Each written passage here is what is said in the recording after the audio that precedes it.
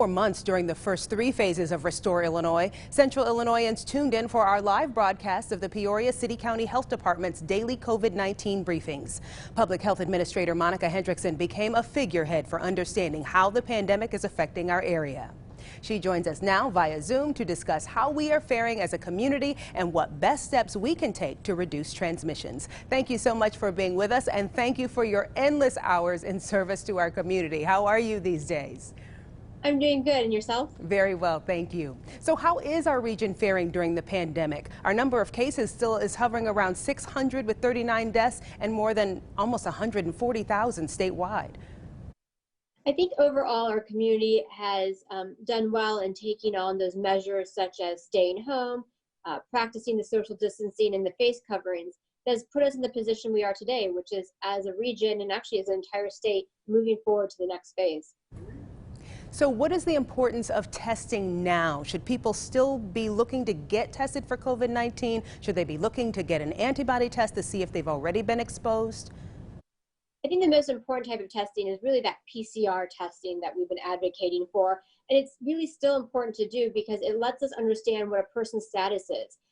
Many people have very mild symptoms, almost to the point of being asymptomatic. And we know that this virus can transmit in those early phases where you might have very mild to no symptoms and yet still be able to transmit the virus. So really advocate if you are in any type of gatherings or in different locations where you might be exposed, because remember, the virus spreads person to person, take advantage of the numerous test sites that we have throughout our community. And those gatherings will be more prevalent now that we're entering phase 4.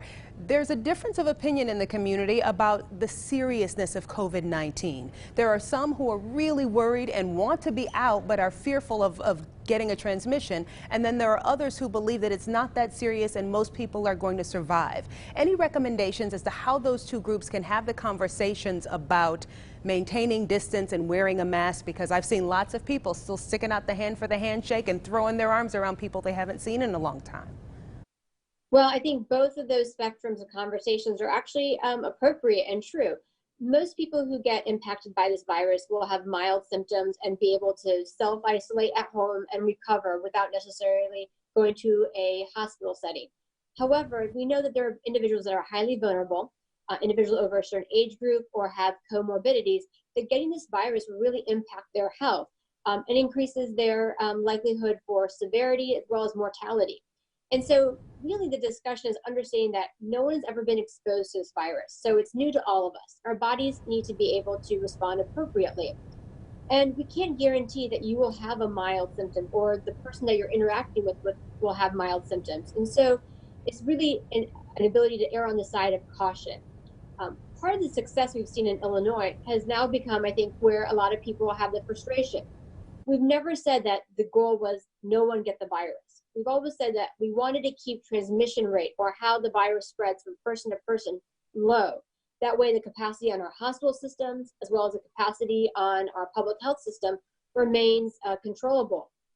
And so with that, we've actually wanted to draw out this virus and our response to it as long as possible so that we can build time, because time has been our friend. And so while we've been successful keeping our transmission rates low, our positivity rates low, and number of cases just increasing slightly, at the same time, it does lead to frustration to a lot of people, and we understand that.